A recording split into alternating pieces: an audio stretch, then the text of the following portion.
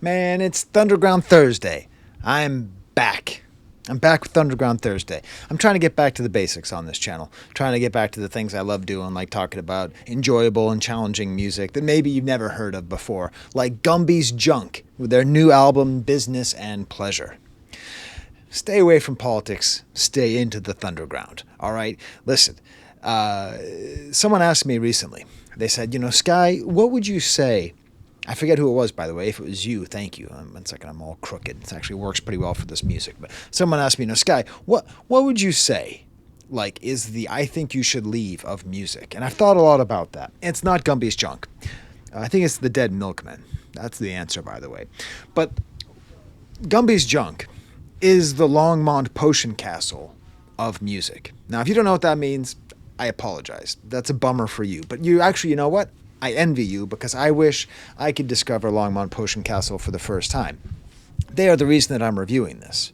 You see, I'm sent emails, 50 emails a day from different bands and PR firms or whatever. It's not that many, but it's a lot. I get sent a lot of check out this music. And I wish that YouTube paid as well and had as good health insurance as this job, because then I could just stop doing this and I could just do YouTube all the time, but I don't have time to listen to it. So I rarely even listen to music that is sent to me and I feel bad. But this one was sent from Dugan Nash, the person who wrote that song. You know that song? It's like triple double check, double double triple check. You know that song? Otis King. So it's an inside joke. I'll include a link in the description to the prank phone call that has Dugan Nash. But when I saw that just made me laugh. That's like a little inside joke for a little comedy right there. And it turns out they're from Oakland. And if you know, I was the tip of the spear of the gentrifying Oakland. I lived in Temescal, right next to a place called Global Video. Best video store in the world, by the way. It doesn't exist anymore. And then their name, Gumby's Junk, I love Gumby. How much do I love Gumby? I keep this in my office. All right. Now, Gumby's Junk is not the best name they could have used. Okay. They could have gone with Pokey's Pokey. They could have gone Prickle's Pickle.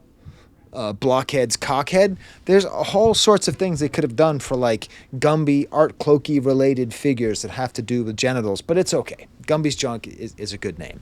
So how do I even describe this band to you? Because you've never even heard them. I'm going to try to keep this snappy so that you actually watch. I call them, you know how the Los Angeles Dodgers, the Los Angeles Angels of Anaheim, if you just translate all the words into Spanish into English, the Los Angeles Angels is just the Angels, right? This band is post-punk punk. So there's post-punk. So this is the kind of punk that comes after post-punk. Because I don't think punk itself, it's really hard for it to exist. I think post-punk became more interesting because it was more dynamic and more changes. This is like post-punk, but it's the kind of post-punk that exists post-punk. So I call it post-punk. It has a lot of the noodly dynamics, the kind of stuff that you want from, your Black Middies, your Black Country's New Roadses. It's the kind of stuff you want from them with just but a little bit more. The Zappa dial's turned up a lot more. And the thing is, it's really virtuosic music played mad sloppy. It's they don't give up. They don't care. They don't care at all. He's just not sloppy.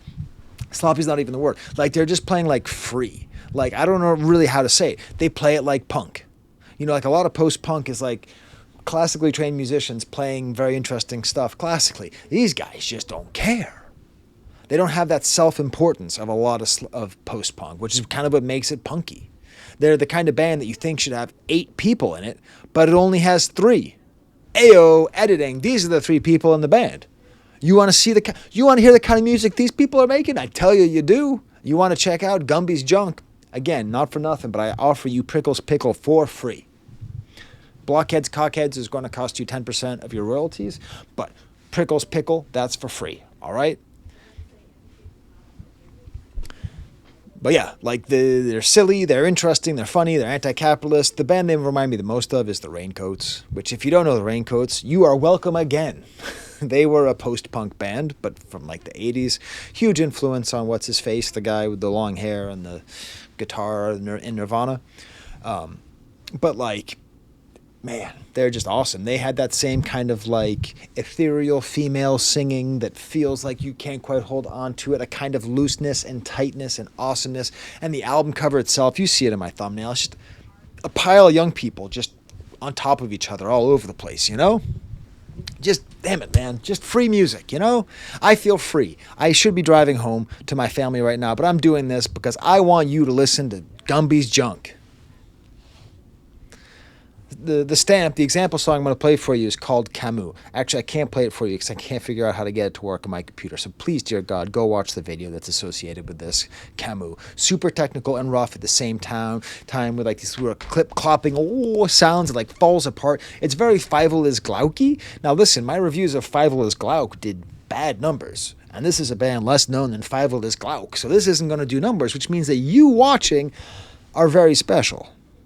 You watching actually care about what I have to tell you about what to listen to for music. And if me calling something post-punk is interesting to you, then maybe you'll like this. It's unsettling. It's kind of unpleasant. This beat change is super strange. And the chorus is just this kind of like melismatic singing and these ridiculous exciting drums, and it sounds kind of like it's falling apart, but it's also maybe the tightest and best sounding song on the album, and the lyrics are all just kind of floating around all these weird like association ideas, these beautiful instrumentations, rise and goes kind of nutty around, like it says right here. I should play it for one. You know, I'm going to do it.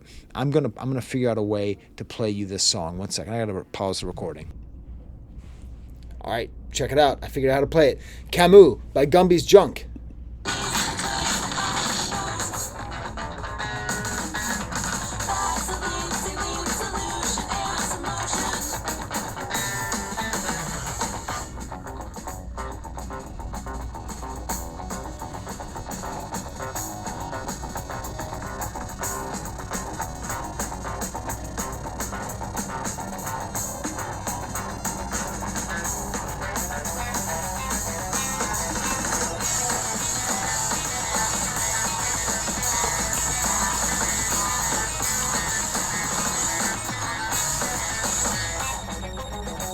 You see what I'm saying?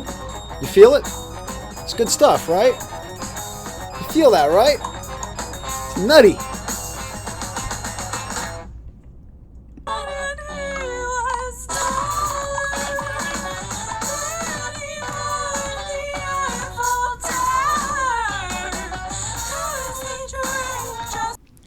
I hope that worked. That means I'm not going to get any money on this channel, on this review, but that's okay because I want you to give that money to Gumby's Junk.